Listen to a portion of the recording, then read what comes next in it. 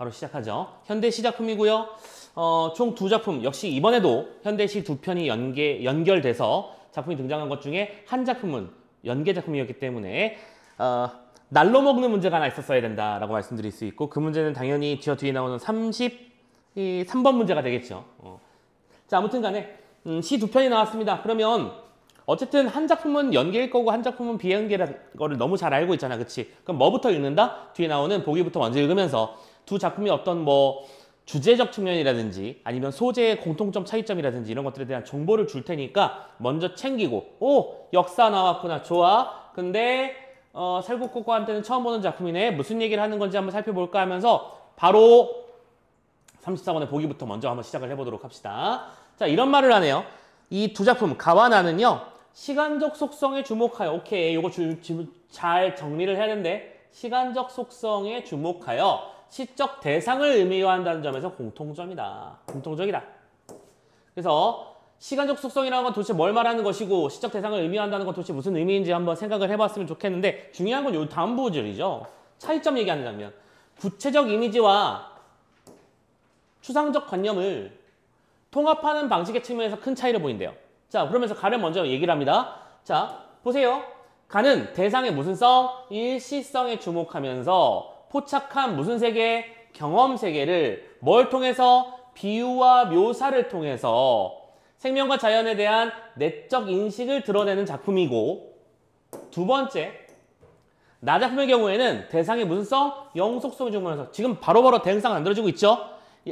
가 작품은 대상이 가진 일시성에 주목해야 되는 거고, 나 작품은 대상이 영속성을 주목한다는 것은, 영속성이 무슨 뜻인데 영구히 지속된다라는 단어의 뜻이잖아, 그치? 그래서 두 개 차이점이 만들어지는 거고, 앞에서 말했던 시간적 속성이라는 거 이걸 말하는 거였구나 생각하시면서, 거기서 인식한 무슨 세계? 관념적 세계를 또 대응상이야, 그치?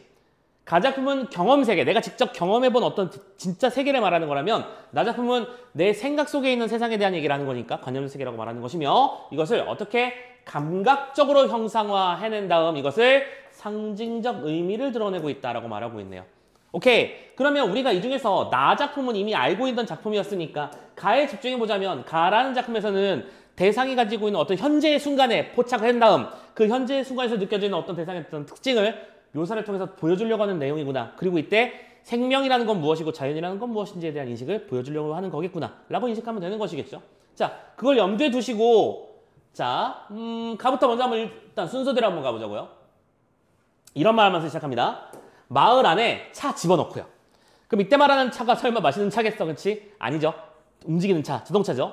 마을 안에 차를 파킹해놓고 하면서 지금 뭐야? 상황이 전개되기 시작합니다. 근데 차 대놓은 게 중요한 일은 아니겠지. 차 대놓고 뭘 하려고 했었던 거냐면, 이 집, 한 집 건너 저 집, 또 저 집 하면서 지금 무슨 일이 벌어지고 있다? 시선이 이동하는 거 신경 쓰여야죠. 이 집, 저 집, 한 집, 오케이? 하면서 구름처럼 피고 있는, 오케이, 이런 것도 또 뭐 챙겨야 돼? 비유적 표현인 거 알지? 직유법이니까. 구름처럼 피고 있는 뭐를 만났대요? 살구꽃과 만난다. 그럼 이거는 이 작품의 화자가 집중하고 있는 뭐다? 대상. 오케이? 어느 날 어떤 장소에 어떤 마을에 가서 집집마다 피어있는 살구꽃을 보며 그 살구꽃을 보기 위해 잠시 차를 대놓은 상태야. 됐죠? 다음, 빈집에는 작지만 분홍빛 더 실린 꽃구름. 자, 그 꽃이 마치 구름처럼 여기저기 화사하게 피어있는 모습이라는 걸 말하고 있는 거죠. 작을지언정 하면서 때맞춰 깬 벌들이 이리저리 날아다니고 날개맥이 덜 여문 나비들이 저속으로 오가고 있습니다. 그러면 이 대상을 통해서 보여주는 거는 이 존재가 뭘 보여주고 있다는 거? 벌이 겨울잠 같은 걸 자다가, 오케이? 얼어 있다가 이제 움직이기 시작했어. 막 역동적으로 움직이기 시작했고, 날개맥이 덜 여물었다는 얘기는 날개맥이 뭔지를 말하는지는 알죠? 왜 잠자리나 나비 날개를 보면 그 힘줄 라인 그거 말하는 거죠? 근데 그게 아직 덜 여문 나비들도 저속으로, 고속으로 파파파박 날아다니는 건 아니더라도 펄럭펄럭 하면서 천천히 날아다니는 것은 지금 무슨 얘기를 하고 있다? 생명의 순간에 대한 인식을 하고 있는 것이구나. 생명의 아름다움, 혹은 자연의 아름다움, 혹은 뭐 작은 생명의 가치들, 이런 것들을 말하는 거겠죠. 왜냐면 작다, 이제 막 깨어났다, 덜 여물었다, 이런 식의 키워드를 보고 판단하는 거야. 작지만 소중한, 작고 소중한 생명에 대한 얘기를 하는 작품이다. 이런 얘기를 생각할 수 있겠습니다. 다만 여기서 이제 이런 것들도 챙기면 좋은 게 만난다라든지 오간다라든지 무슨 영어미? 현재 영어미를 쓰고 있는 것도 작품을 읽으면서 자연스럽게 감이 잡히셔야겠죠. 현재 영어미를 쓸 때는 보통 생동감을 드러내기 위한 장치인 경우가 많고요. 여기도 아까 샤인장 가진 것 같습니다. 자, 그리고 화자는 또 뭘 보냐면 소외순한 얼굴이 너무 좋대요. 대상에 대한 태도니까 이런 것도 당연히 신경 쓰여야겠죠. 소압 세고 오는 마을 사람과 눈웃음으로 인사를 한다. 웃습니다. 태도죠. 그러면 이 작품의 화자는 자꾸 그 소중한 생명뿐만이 아니라 그 생명과 함께 어우러지고 있는 주변의 모든 것들에 대해서 어떤 태도를 보이고 있는 거야. 어떤 뭐 긍정적인 마음이라든지 뭐 호감이라든지 뭐 이런 식의 단어를 쓸 수 있는 거 아닌가? 됐죠? 그래서 화자는 이렇게 생각하는 거야. 하늘구름이 온통 동네에 내려와 있으니 말을 걸지 않아도 말이 되는구나. 말이 된다. 자, 하늘구름이 동네에 내려와 있대요. 자, 여기서 이 B구절에서 이제 우리가 생각해야 되는 건 뭐냐면 하늘이 있고요. 하늘에 있던 구름이 지금 어디? 땅에 내려와 있는데 하늘과 땅이 서로 연결되어 있다고 인식하는 거야. 그쵸? 이때 뭘 매개로 연결되어 있는 거냐면 저 작은 나무를 통해서 연결되어 있는 거지. 우리가 뭐 단굿이나 이런 데서 보는 마치 신단수처럼 신단수도 왜 신적인 나무라고 영험하게 여겨져? 하늘과 땅은 있는 매개체라고 생각되기 때문인 거야. 오케이? 그래서 하늘과 땅을 매개한다. 됐냐? 자, 그러면서 생각합니다. 차에 올라 시동을 걸고도 한참 동안 밖을 내다봤어. 하면서 자, 요 말을 하네요. 꽃들의 생애가 좀 짧으면 어때? 대상의 무슨 성에 주목하고 있는 거야? 일시성에 주목하고 있는 거야. 근데 그 일시적인 것 때문에 화자는 애달파하고 괴로워하고 슬퍼하는 겁니까? 지금 이게? 그게 아니죠. 오히려 짧으면 어때? 그 안에서의 가치가 있는 걸? 이 말하고 싶은 걸까요? 그렇죠? 달포쯤 뒤, 한 달쯤 뒤쯤 이곳을 다시 지날 때가 됐을 때 이 꽃구름들은 낡은 귀신들처럼 그냥 허옇게 매달려 있다면 그럼 이거는 자, 낡은 귀신들처럼 그냥 허옇게 매달려 귀신이 하얀색이라서 귀신들처럼 이렇게 표현한 거야? 여기서 선생님 귀신이란 시어가 등장했으니까 대상의 공포감을 느끼는 걸까요? 말도 안 되는 거지. 소복 입은 귀신의 하얀색 이미지를 표현하고 싶은 거야? 자, 이게 만약에 매달려 있다면 오케이, 그럼 매달려 있을 수 있는 거잖아. 꽃이 길게는 뭐 한 달, 두 달도 갈 수 있는 거고 짧게는 뭐 몇 주 만에 갈 수도 있지만 근데 꽃도 화물도 중요한 건 뭐냐면 뭘 인식한 거야? 짧으면 어때? 원래 다 때 맞춰 그렇게 피고 지는 거야. 오케이? 그게 자연이라는 거야. 되셨나요? 자, 그렇게 인식을 했습니다. 그래서 화자는 계속 말합니다. 다음 년으로 넘어가자. 다리를 건너 가속 페달을 밟으려다 말고 천천히 차를 몰았어. 자, 요 말 조심해야 돼. 몸 돌려 보지 않아도 본 적은 없어? 보지 않아도 난 생각해. 차 거울들 속에 차를 운전할 때 거울이 이렇게 양옆에 있고 이렇게 하나 있잖아. 그치? 그럼 요때 요 두 개의 창문은 거울은 앞을 보기 위한 도구야? 옆이나 뒤를 보기 위한 도구? 옆이나 뒤잖아. 오케이. 그걸 생각하는 거야. 그 거울들 속에 꽃구름이 피어있고 차 거울로는 잘 잡히지 않지만 하늘의 연분홍을 땅에 내려받는 검은 둥치들이 오케이? 나무들을 말하는 거겠죠? 나무들이 군소리 없이 구름을 잔뜩 인 채 서 있겠지. 즉 하늘과 땅과 나무와 대자연이 어우러져 있는 그리고 대자연 속에서 자연이 순환하고 생명이 순간의 아름다움을 자랑하는 그 순간 그리고 그 순간의 느낌 뭐를 표현한 작품이구나. 그 감동을 표현한 작품이구나. 어렵게 생각하지 말라고요. 너무 예쁘다. 그거야 그냥. 그치? 그래서 마지막에 이런 말을 하네요. 아, 하늘의 기둥들. 무슨 법? 영탄법. 그지? 하늘의 기둥이라고 하는 건 나무를 말하는 것일 테니 이 나무라는 존재들이 하늘의 그 어떤 아름다움과 하늘의 어떤 영속성을 땅에도 연결해서 지상의 아름다움을 내려주고 있구나라고 생각하는 그쵸? 하늘과 땅이 서로 연결되어 있음을 인식한 순간에 느껴진 그 자연의 아름다움에 대한 감동을 표현한 것 이렇게 정리가 되겠네요. 그러면 됐나요? 자, 작품 주제 잡고 정리하시면 되겠습니다. 자, 가 단독과 관련해서 아니야 잠깐만 얘들아 우리 나도 아는 작품이니까 간단한 리바이벌만 좀 해볼까요? 나 작품은 아는 거였으니까 우리 뭐였는지를 기억해보자. 뒤에 같이 문제 풀어버리고요. 신석정의 역사라는 작품 처음 보는 작품입니다. 그럼 소리하면 안 되죠? 자, 저 하잘 거는 뭐 저 이 달래꽃이 작품의 중심 대상이었죠. 근데 이 대상인 달래꽃, 진달래꽃도 다사롭게 타오르는 햇볕이라거나 보드라운 바람이라거나 거기에 모여드는 벌람이라거나 무슨 법? 열거법. 함께하는 존재들을 말하고 있는 거였죠. 근데 그런 것보다도 이 하늘과 땅 사이를 어렴풋이 이끌고 가는 뭐 크나큰 어느 알 수 없는 마음이 있다라고 표현한다고 했었어. 우리는 이걸 다른 말로 운명이라고도 부른다라고 말씀드렸는데 실은 이 작품은 우리가 다 알고 있으니까 말할 수 있는 거잖아. 이건 바로 실은 뭘 말하는 거였어? 민중의 저력이라는 걸 말하기 위함이라는 걸 우리 이미 알고 있습니다. 오케이? 그래서 알 수 없는 마음이 있어서 저리도 조촐하게. 조촐하다가 무슨 뜻이었다고? 아름답고 깨끗한 거야. 조촐하니까 조촐하게 차렸습니다라고 말하는 것 무슨 겸손의 표현이니까 별거 없다 그런 뜻이 아니라고요. 한 송이의 달래꽃은 피어나는 것이면서 동시에 뭐 이런 말을 해. 길이 멸하지 않을 것이다. 바로 이 장면이 바로 무슨 성? 영속성을 말하는 거지. 지금 두 작품 모두 나무에 피어난 꽃들에 대한 얘기를 하는 작품이야.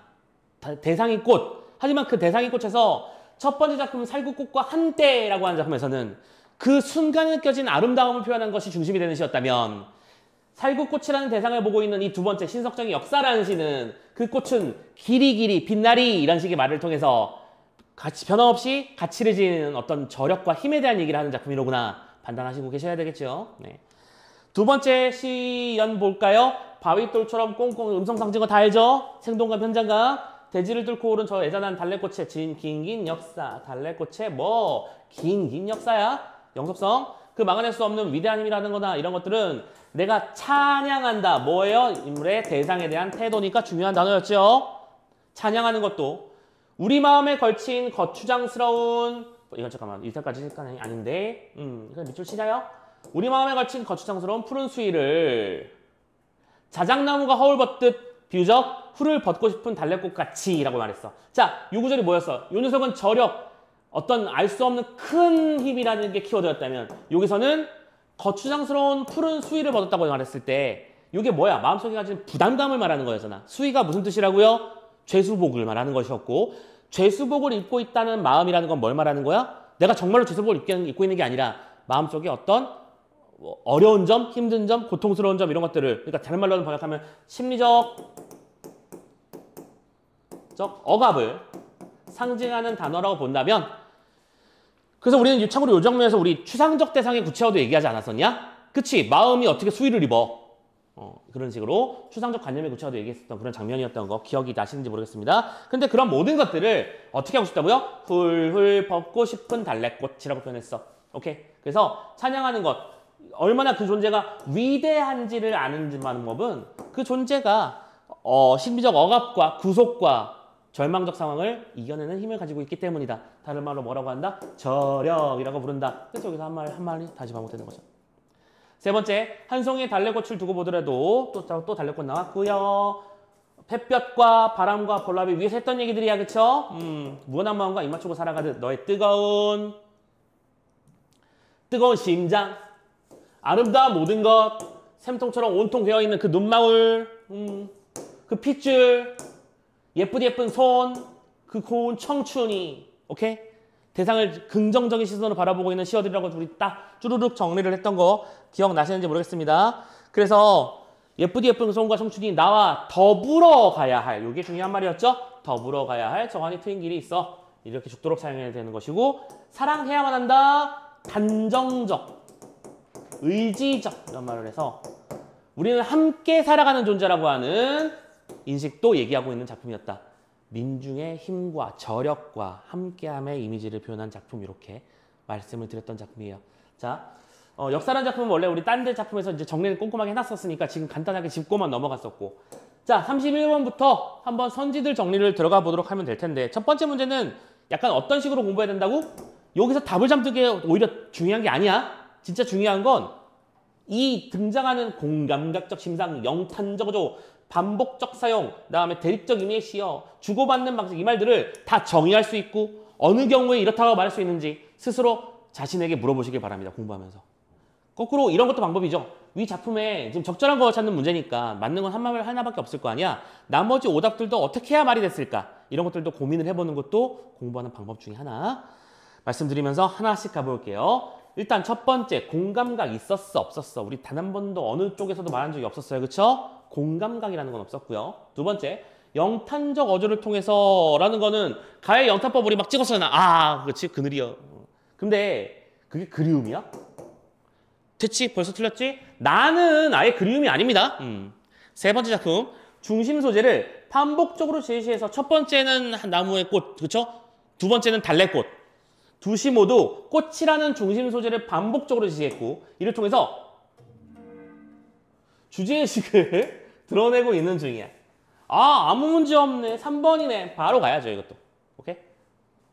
참고로 4번 대립적 이미지의 시열을 통해서 라고 말했는데 자 여기서 너희들은 어떻게 생각해? 대립적 이미지의 시어가 있다고 보십니까? 우리가 방금 봤던 시들 중에 대립적 이미지의 시어 딱히 이거다 싶은 부분은 없죠?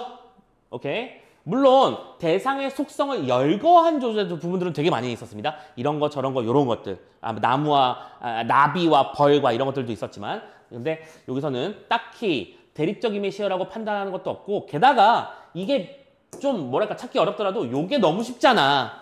현실 비판이 갑자기 왜 튀어나오는데 그죠? 아니에요. 5번 말을 주고받는 방식이 자 요런 선지 조심해야죠. 얘들아 말을 주고받으려면 오케이? 저는 여기서 당신에게 편지를 씁니다 라는 시가 시작되는 구절이 있다고 쳐봐. 그럼 이건 말을 주고받은 게 맞아? 아니야? 아니지. 주고받는다라고 하는 건 대화가 오가야 돼요. 즉, 잘 봐. 참고. 청자를 설정한 것과는 완전히 다른 얘기야, 이건. 오케이? 청자를 설정했다. 예를 들어, 너에게 보내는 편지라는 시가 있다 치면 그거는 청자가 설정된 건 맞잖아. 근데 너에게 편지를 보내는데 너의 말은 나오지 않아. 그럼 뭐가 되는 거야? 그거는 주고받는 관계가 아닌 거지. 요거 이해됐지? 너희들 속여 먹을 때 자주 나오는 용어라서 한번 굳이 짚고 가는 거야. 말을 주고받는다. 청자. 너가 있으니까요. 라고 말씀하시면 안 된다. 조심하자. 말씀을 드릴게요. 31번 해결 끝. 자, 32번. 이 문제도 작품만 해석을 똑바로 했으면 크게 어렵지 않았었어야 하는데 도대체 왜 이 문제가 오답률이 8위까지 올라갔을까? 난 이게 너무 슬퍼요. 아니, 봐봉. 너무 얘들아 너무너무 말도 안 되는 클래식한 선지가 나왔거든. 경외감이라는 단어 다 필요 없고요. 경외감이라는 단어만 한번 리마인드는 해보자. 이게 무슨 단어? 이 단어의 뜻이 뭔데? 경외하다. 공경하며 동시에 두려워하다라는 뜻이에요. 경외는 어떤 존재한테 할 수 있는 거냐면 신입니다. 신. 재미삼아 사람을 만들 수도 있지만 재미삼아 사람을 죽일 수도 있는 그 강대한 힘 앞에 인간은 두려움을 느끼죠. 그런 두려움이 포함되어 있을 때 우리는 그걸 경외감이라고 부르는 거야. 됐어? 오케이. 이 작품은 어디에 경외가 있는데? 그렇잖아. 답이 너무 쉬웠어야 한다고. 근데 이 문제에서 5번 선택지를 선택하는 표현율이 56% 정도밖에 안 나온다고 하네요. 아, 너무 한편으로 또 슬픕니다. 대충 60%라고 친다면 10명 중에 4명이 저 경외감의 뜻을 대충 알고 있어서 틀렸다는 얘기랑 똑같은 거잖아. 그치? 작품 분석을 떠나서도 경외감? 이런 것을 판단할 수 있는 그건 없습니다. 자연을 예찬한다 혹은 뭐 자연에 긍정적인 시선을 보내고 있다 이런 말은 충분히 가능하지. 하지만 두려워한 적은 없다는 거. 오케이? 자, 그래서 아무 말 없이 넘어가고 나머지 선지 굳이 안 봐. 잠깐만. 베스트 오답이 3번이거든? 베스트 오답이 10몇 표가 나왔어요. 잠깐 볼까? C. 다리를 건너며 꽃구름과 이별하는 상황에서도 차 거울들의 비친 대상을 보고 있다. 자, 잘못된 게 좀 많지 않냐? 첫 번째. 아까 차를 몰고 있었는데 이런 말을 하지 않았었냐? 잠깐만. 아니 이걸 왜 놓치는데 도대체. 몸을 돌려보지 않아도 거울 속에 꽃구름이 피어있을 거라고 말하는 건 내가 본지 않아도 당연히 그럴 거라는 걸 알고 있다는 거잖아. 그치? 근데 이 구절을 보고 나서 다시 한번 3번 선지를 눈으로 살펴보세요. 다리를 건너면서 비친 대상을 보고 있는 거야 이게? 말도 안 되는 거잖아. 본 적 없어. 그러니까 틀린 선지가 되는 거지. 아 잠깐만.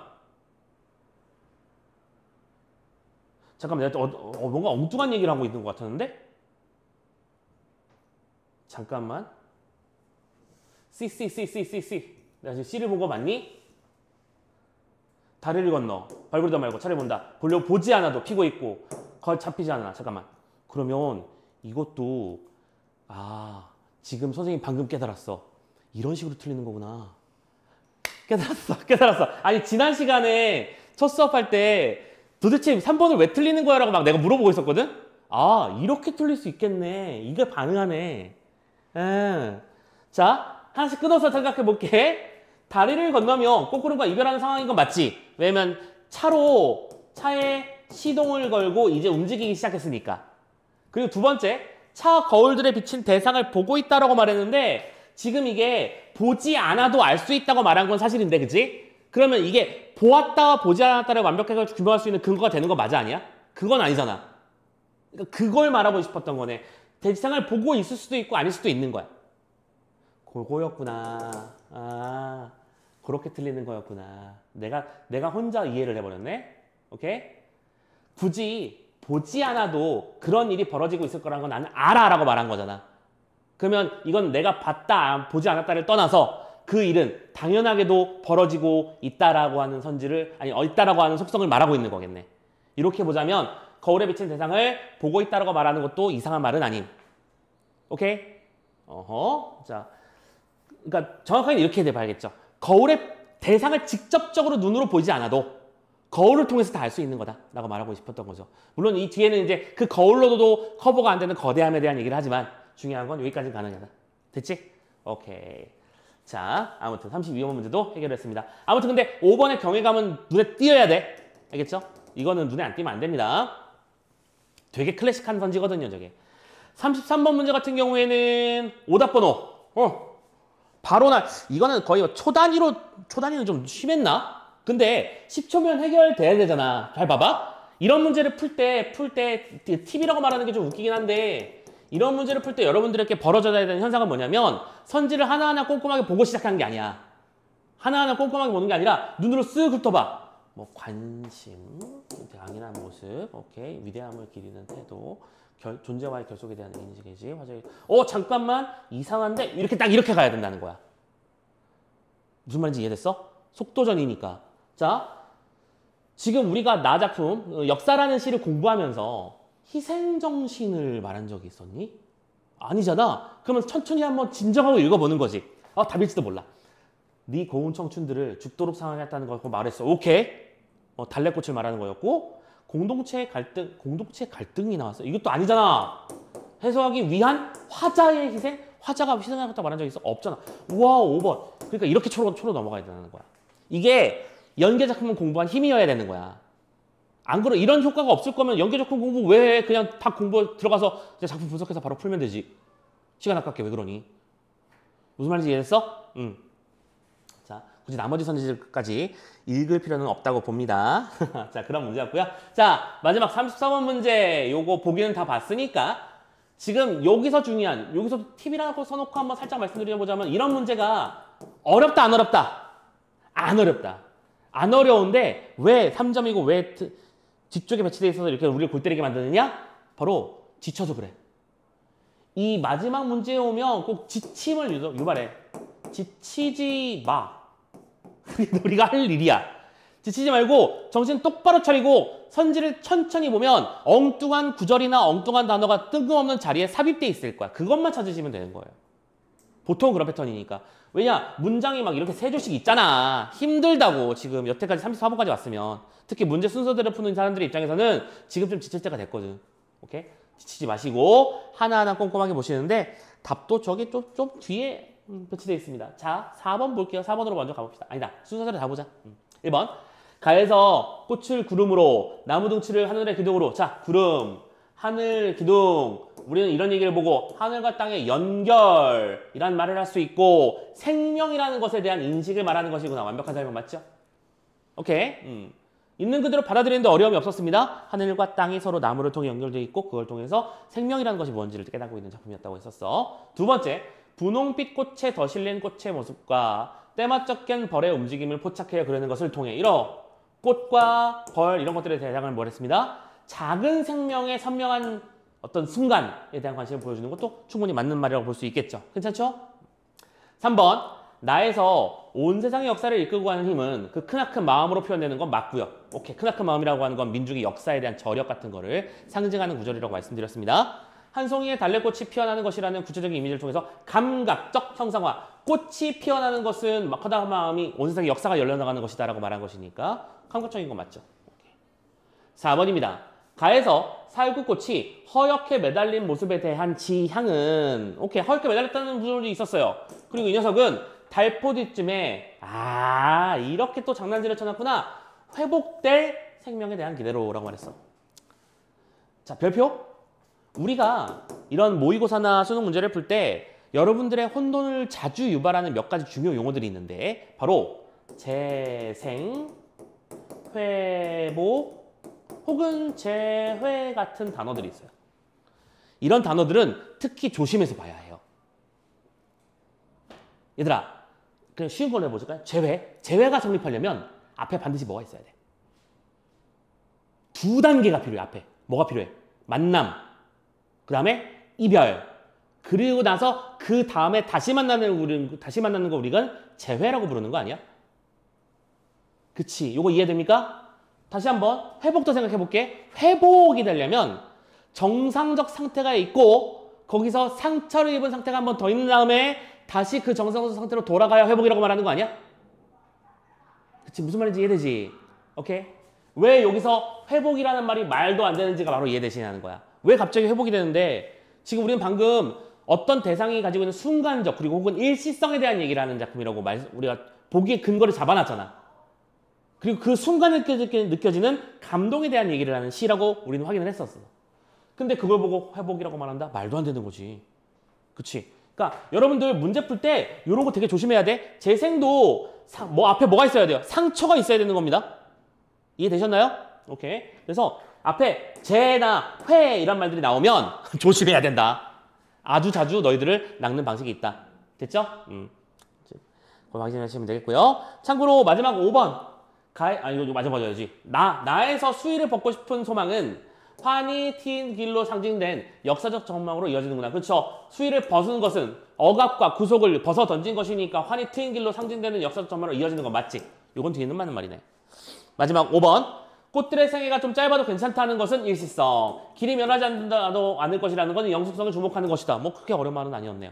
되셨나요? 자, 이렇게까지 해서 시작품 문제 세트를 한번 쭉 살펴보았습니다. 자, 어쨌든 이번에도 이 C세트를 통해서 우리 수능을 치는 2026학년도 수능을 치는 우리들에게 보여주는 바 첫 번째, 그동안의 방식에서 크게 달라지는 건 없을 거야. 현대시 두 편을 묶어서 여러분들께 출제할 거고 이때 반반 연계 갈 거고 연계 작품이 준비가 잘 돼 있으면 빨리 푸는 문제가 보일 것이고 그동안의 문제 패턴 중에서 새로운 거 전혀 없으니까 평소에 하던 것들, 평소에 기출에 대한 공부를 하고 준비하는 것들 그 자세만 잊지 말고 꼼꼼하게 준비해줘 라고 말하는 내용이다. 이렇게 보시면 될 것 같아요. 괜찮나요? 자, 고생하셨고요. 여기까지 해서 육모에 대한 기본적인 공통 영역 해설을 마치도록 하겠습니다. 고생하셨습니다. 자, 그러면